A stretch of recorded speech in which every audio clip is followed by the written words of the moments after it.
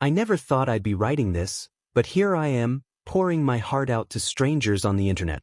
My name's John, I'm 32, and I've been married to Rebecca for 5 years. She's 28, drop-dead gorgeous, and until recently, I thought we had it all. We met in college, fell hard and fast, and tied the knot as soon as we graduated. Life was good, we both had decent jobs, a cute apartment in the city, and plans to start a family soon. But man, was I in for a rude awakening. Looking back, I guess there were signs. Rebecca started coming home later from work, always with some excuse about extra projects or team dinners.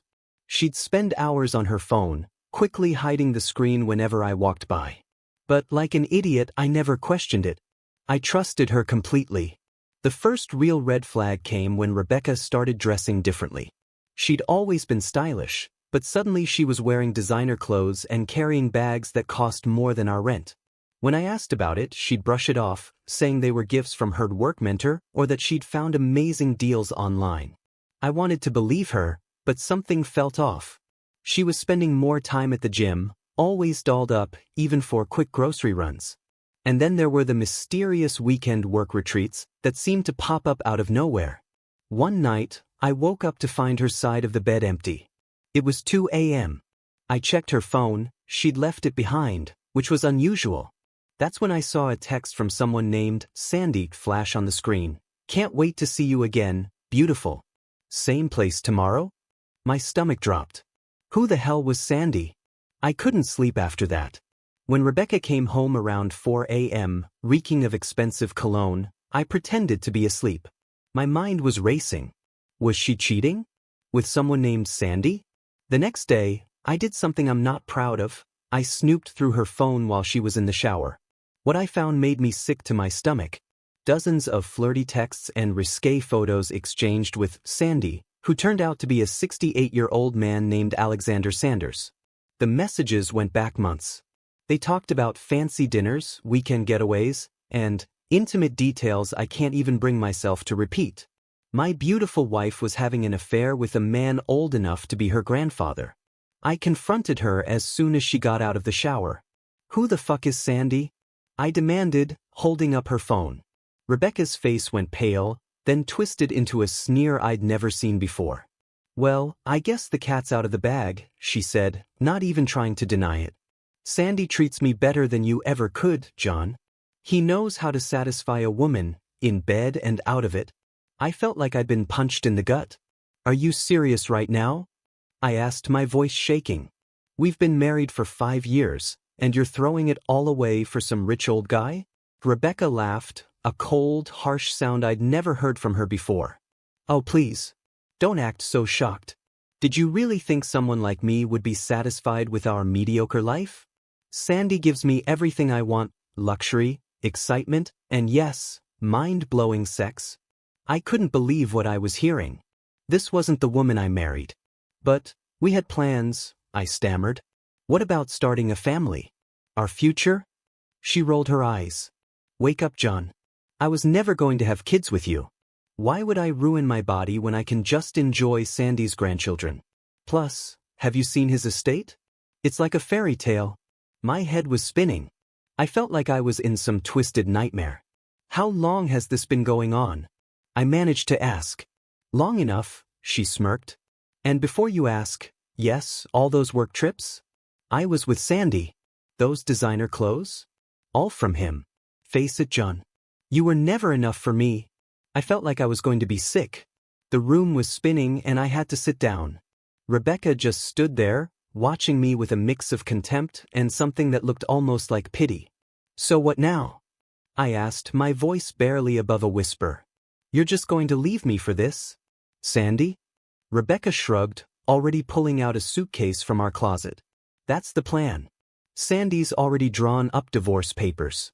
Don't worry, he's feeling generous. You can keep this dump of an apartment. I watched in stunned silence as she started packing her things. It was like I was watching a stranger wearing my wife's face. How had I never seen this side of her? But what about our friends? Our families? I asked, grasping at straws. What are you going to tell them? She turned to me with a cold smile. Oh, I've got that all figured out. As far as anyone knows, you're the one who cheated. I caught you, and now I'm leaving you. It's perfect, really. Everyone will pity me, the poor betrayed wife. I couldn't believe what I was hearing. You're going to lie to everyone? Make me the bad guy? It's not personal, John, she said, zipping up her suitcase. It's just easier this way. Plus, it'll make the divorce go smoother. Sandy's lawyers are very good at what they do. I felt a surge of anger rising in me. You can't do this, Rebecca. I won't let you drag my name through the mud for your sick fantasy with some geriatric sugar daddy. She laughed, a cold, mocking sound. Oh, John. You always were naive. It's already done. Check your social media. With shaking hands, I grabbed my phone. There it was, a post from Rebecca's account, time-stamped just minutes ago. It breaks my heart to share this, but I've discovered John has been unfaithful. I'm devastated and will be taking time to heal. Please respect my privacy during this difficult time. Broken heart. The comments were already pouring in, friends and family expressing shock and offering support to Rebecca. My own sister had commented, OMG, I'm so sorry. I can't believe John would do this. I looked up at Rebecca, speechless. She just smirked and said, see? It's your word against mine now. And let's face it, everyone knows I'm out of your league. They'll believe me in a heartbeat. Just then her phone buzzed. She glanced at it and smiled. That's Sandy. He's waiting outside with the car. Time for me to start my new life. She grabbed her suitcase and headed for the door. Pausing in the doorway, she turned back to me. Don't try to fight this, John. You'll only embarrass yourself more. Have a nice life. And with that, she was gone, leaving me alone in what used to be our home, my world completely shattered. I stood there, frozen, for what felt like hours. The apartment suddenly seemed huge and empty. I could still smell Rebecca's perfume in the air, mixed with the scent of her shampoo from the shower. It made me nauseous. Finally, I snapped out of it and rushed to the window. I saw Rebecca getting into a sleek black Bentley, a silver-haired man holding the door for her. Sandy, I presumed. He looked every bit the wealthy grandfather, designer suit, gold watch glinting in the sun. As Rebecca slid into the car, she looked up at our window and blew a mocking kiss. I stumbled back, feeling like I'd been punched in the gut again. This couldn't be happening. It had to be some sort of nightmare. But the buzzing of my phone brought me crashing back to reality. It was blowing up with messages from friends and family, all asking if what Rebecca posted was true. Even my boss had texted, asking if I needed some time off to sort things out. I didn't know what to do. Should I try to defend myself? Would anyone even believe me? Rebecca had played this perfectly. She'd always been the charming one, the social butterfly. Everyone loved her. And me? I was just the lucky guy who somehow landed her. As I sat there, my head in my hands, I realized something. This wasn't a sudden decision. Rebecca had been planning this for months, maybe even years. She'd set me up to take the fall, ensuring she could walk away with her reputation intact and a wealthy new man on her arm. I felt like such a fool.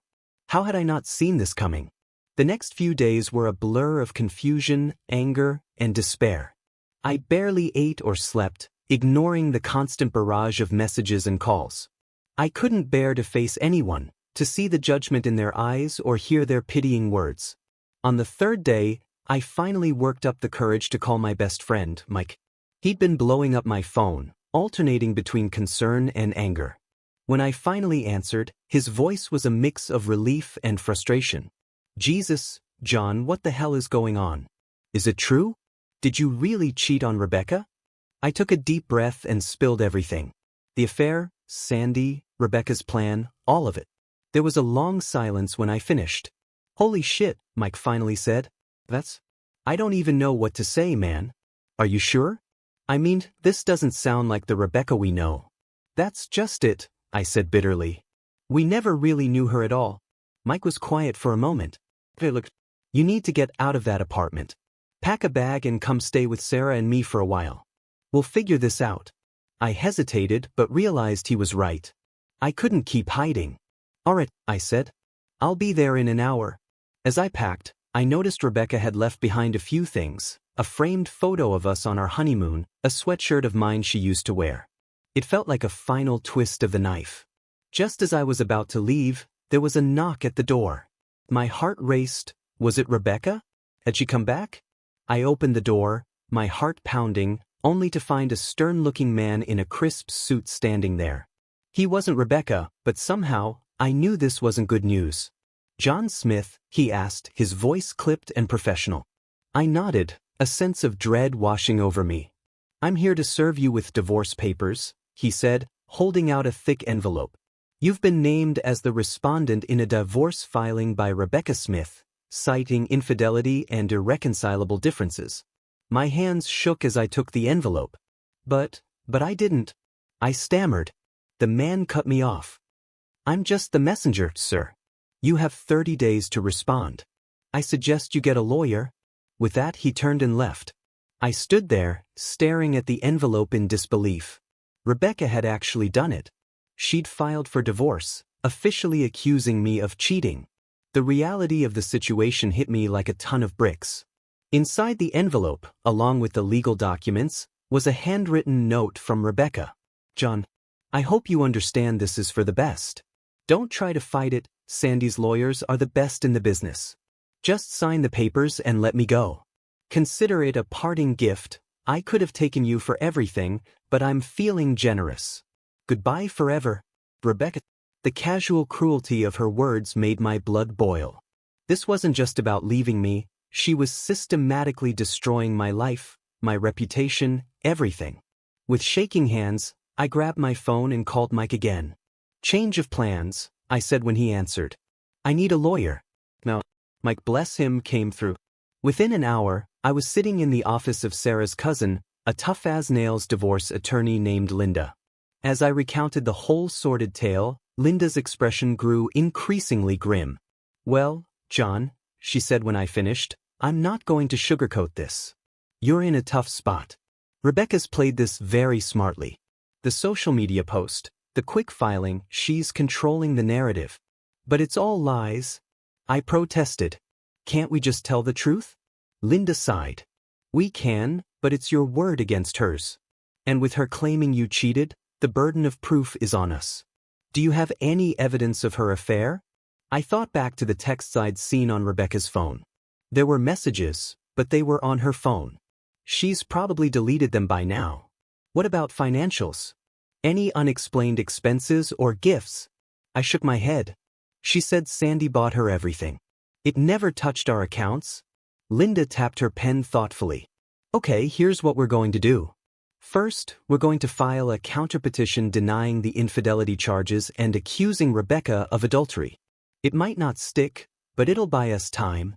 She leaned forward, her eyes intense. "Meanwhile, I want you to dig. Talk to friends, co-workers, anyone who might have noticed something off about Rebecca's behavior. We need to build a case." As I left Linda's office, I felt a glimmer of hope for the first time in days. But it was quickly extinguished when I checked my phone. There was a new post from Rebecca on Instagram, a picture of her and Sandy on a yacht, her diamond-encrusted hand prominently displayed. The caption read, "Sometimes the heart wants what it wants. #NewChapter, #TrueLove." The comments were a mix of confusion, support for Rebecca, and thinly veiled digs at me. It was clear, in the court of public opinion, I was already guilty. The next few weeks were a whirlwind of legal meetings, desperate phone calls, and sleepless nights.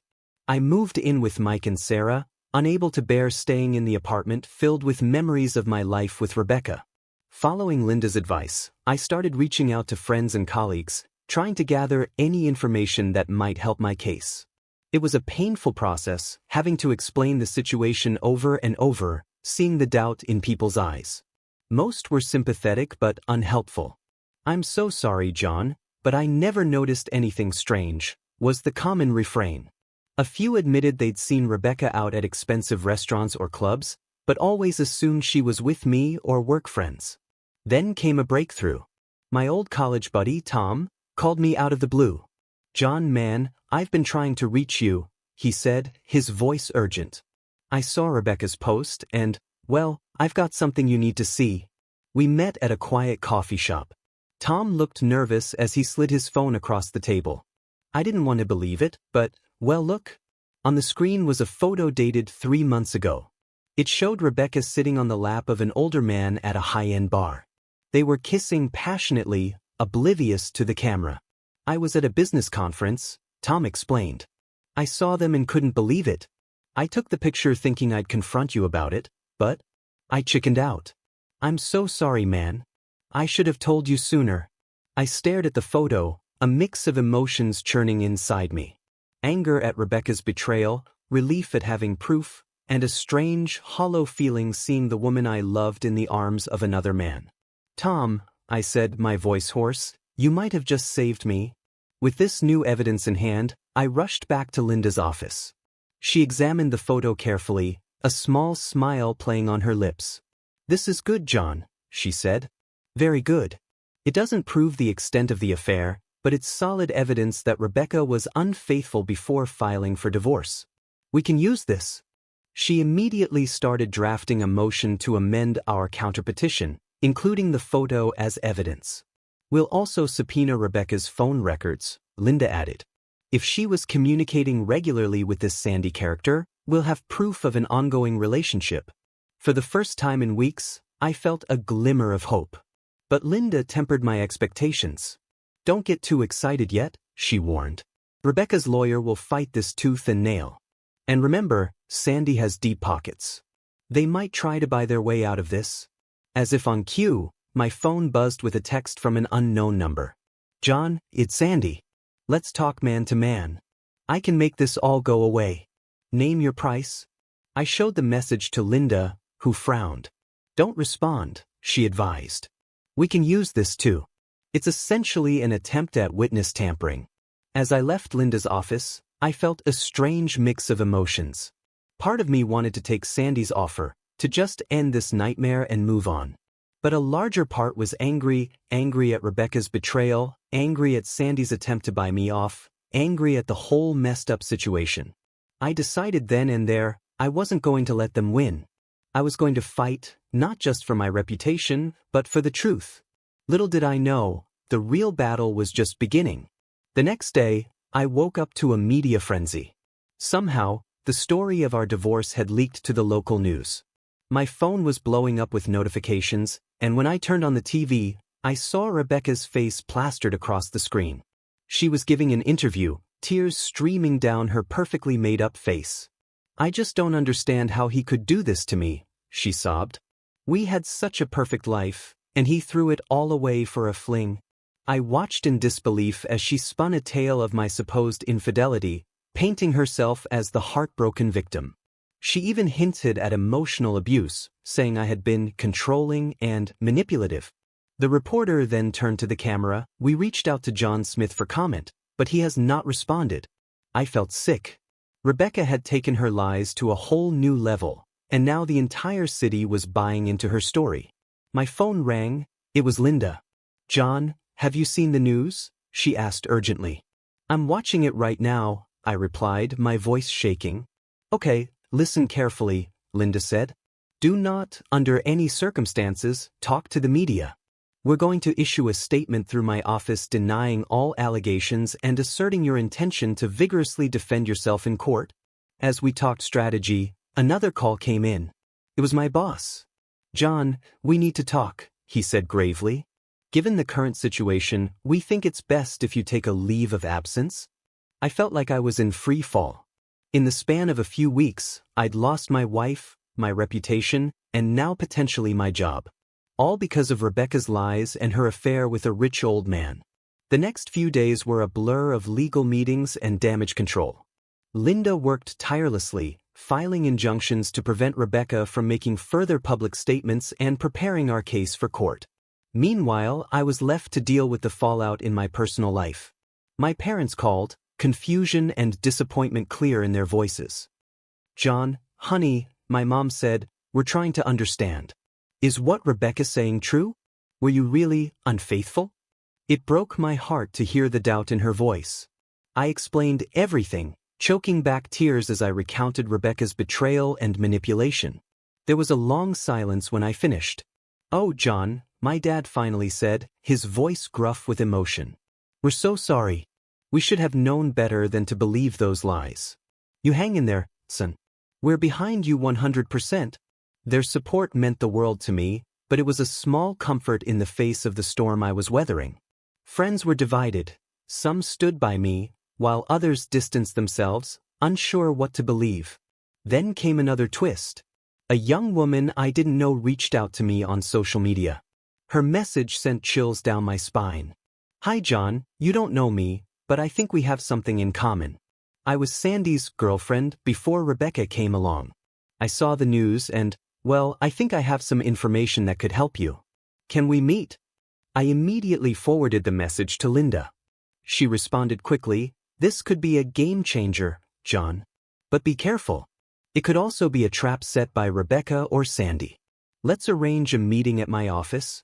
As I considered the possibilities this new development opened up, I couldn't help but wonder, how deep did this rabbit hole go? And what other secrets was Rebecca hiding? The meeting with Sandy's ex-girlfriend, Melissa, was eye-opening to say the least. She arrived at Linda's office looking nervous but determined. As she began to speak, I realized we were dealing with something far bigger than I had imagined. "Sandy has a pattern," Melissa explained, her voice shaking slightly. "He targets young, attractive women in committed relationships. He showers them with gifts, promises them the world, and then, well, he discards them when he gets bored." She went on to describe how Sandy had pursued her while she was engaged, convincing her to leave her fiancé with promises of a luxurious life. But once he had me, things changed. He became controlling, manipulative. When I tried to leave, he threatened to ruin me financially and socially. Linda leaned forward, her eyes sharp. "And how did you eventually get away?" Melissa smiled sadly. "I didn't. He left me. For Rebecca." My head was spinning. "Wait, so Rebecca, she knew about you?" Melissa nodded. "Oh yes. She knew everything. In fact, she helped Sandy manipulate me towards the end. They were in it together from the start." As Melissa continued to share details about Sandy's modus operandi and Rebecca's involvement, I felt a strange mix of emotions. There was anger, of course, at the depth of Rebecca's deception. But there was also a twisted sense of relief. Finally, I had proof that I wasn't crazy, that I hadn't imagined the change in Rebecca. Linda was practically glowing with triumph. "This is exactly what we needed," she said. "Melissa, would you be willing to testify to all of this in court?" Melissa hesitated for a moment, then nodded firmly. "Yes." It's time someone stood up to them.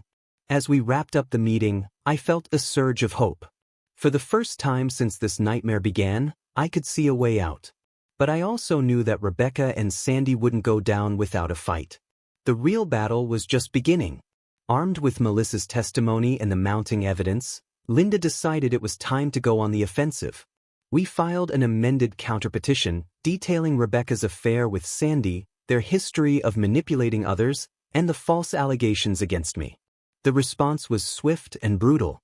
Within hours of our filing, I received a call from an unlisted number. It was Sandy. "You're making a big mistake, John." His voice was cold and threatening. "You have no idea who you're dealing with. Back off now or I'll destroy you." I was shaking as I hung up, but I refused to be intimidated. I immediately reported the call to Linda, who added it to our growing list of evidence. The next day, Rebecca launched her counterattack. She held another press conference, this time with Sandy by her side. Tears streaming down her face, she claimed I was the one who had been manipulative and abusive throughout our marriage. "John couldn't stand that I was more successful than him," she sobbed. "He constantly put me down, controlled my finances, and isolated me from my friends. Sandy saved me from that toxic relationship." I watched in disbelief as Sandy wrapped a comforting arm around her, playing the role of the caring savior perfectly. It was a masterclass in manipulation, and I could see the reporters eating it up. But Rebecca wasn't done. She dropped another bombshell. "I've recently discovered that I'm pregnant," she announced, her hand resting protectively on her stomach. "And I'm terrified for my baby's safety if John isn't stopped." The media exploded with this new development. Suddenly, I wasn't just a cheater and an abuser in the public eye, I was potentially a danger to an unborn child. As the accusations flew, I felt like I was drowning. How had my life come to this? And more importantly, How could I possibly fight against such a well-orchestrated campaign of lies? The pregnancy announcement hit me like a truck. For a moment, I felt a flicker of doubt. Could it be true? Could Rebecca really be pregnant? And if so, was it mine or Sandy's? I called Linda in a panic. We need to demand a paternity test, I insisted. Calm down, John, Linda said firmly. This is likely just another ploy to gain sympathy. Remember, Rebecca has shown she's willing to lie about anything. We'll address this in court, but for now, we need to focus on our strategy. She was right, of course, but it was hard to stay rational when my whole world was crumbling around me. The media frenzy had reached fever pitch, with reporters camped outside Mike and Sarah's house, hoping to catch a glimpse of the abusive husband. Then, out of the blue, I received a message from an unexpected source, Rebecca's younger sister, Amy. We had always gotten along well, but I hadn't heard from her since this nightmare began.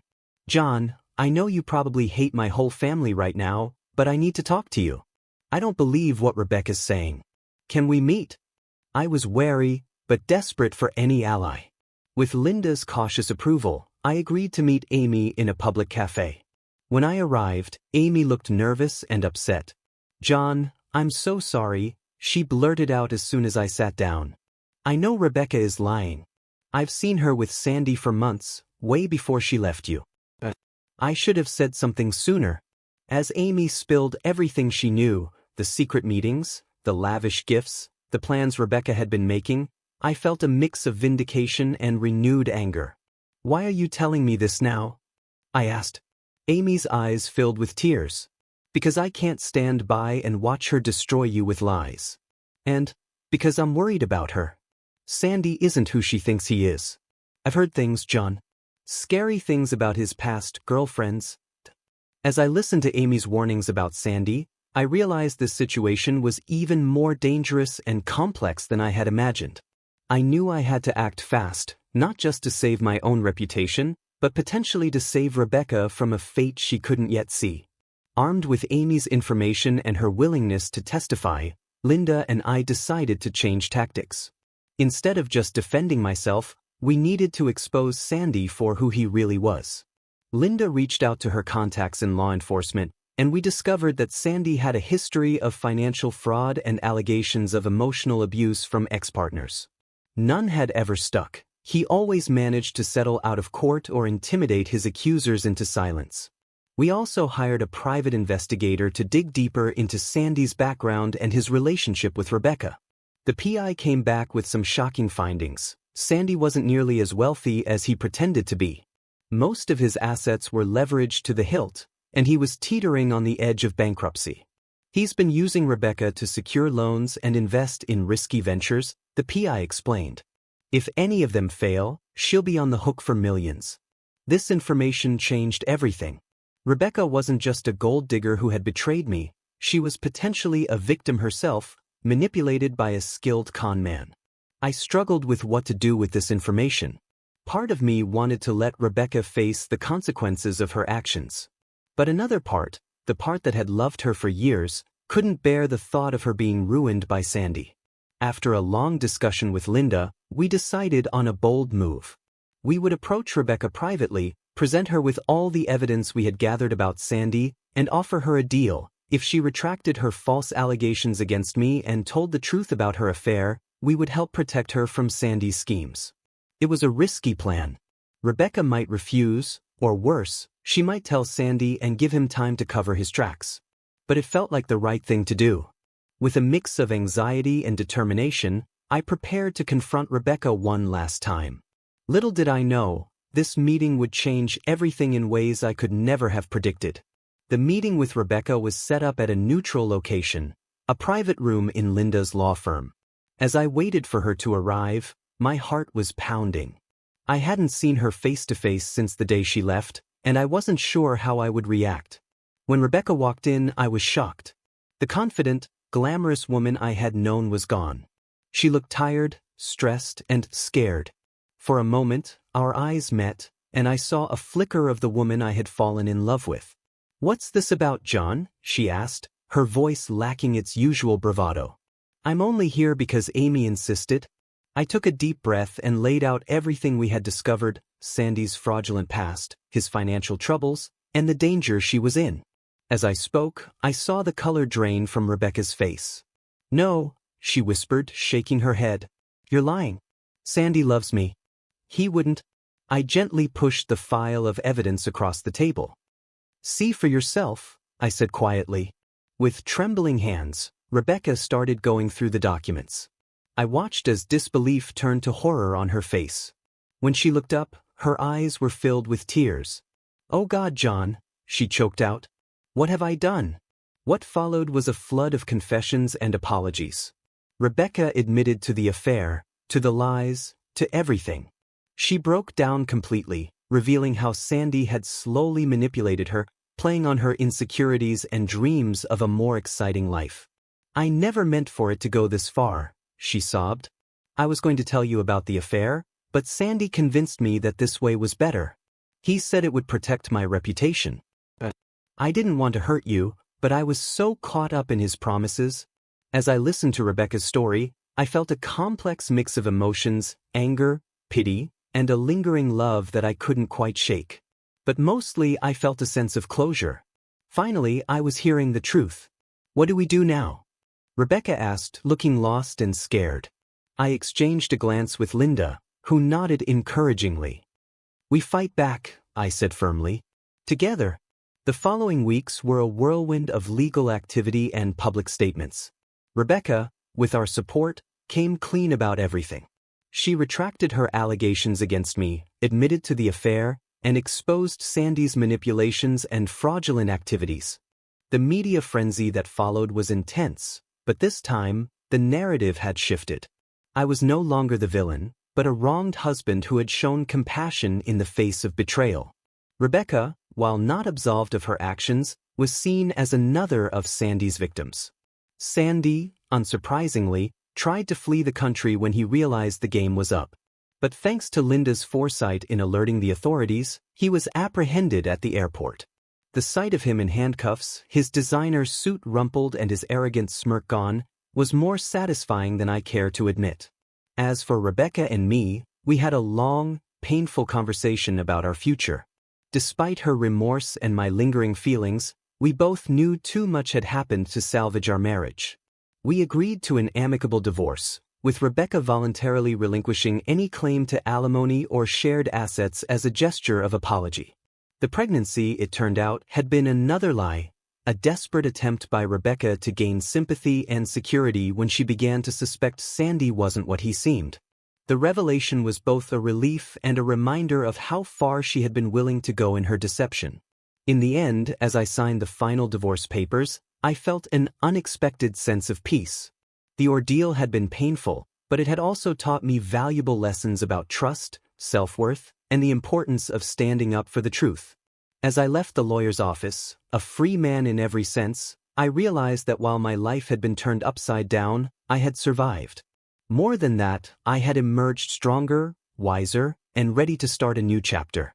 To anyone out there facing a similar betrayal, I would say this: the truth has a way of coming out. Stay strong, seek support, and never compromise your integrity. In the end, it's not about winning or losing, but about being able to look at yourself in the mirror and be proud of how you handled life's challenges. And Rebecca? Last I heard, she was in therapy working on herself. I wish her well, despite everything. As for me, I'm taking life one day at a time, rediscovering who I am outside of our relationship. It's not easy, but for the first time in a long time, I'm excited about what the future might hold. I want to express my heartfelt gratitude to each and every one of you for watching my videos, sharing them, and supporting me along the way. Your views, comments, and likes are the driving force behind my passion to create captivating and unexpected stories. Every tale I share is more than just a plot. It's a journey of emotions, lessons, and reflections that we experience together. Your engagement brings life and soul to this channel. Thank you for sticking with me until the very end of each video, because the finale of every story is where the real impact lies. I promise to continue delivering twists and turns that surprise, inspire, and resonate with your hearts.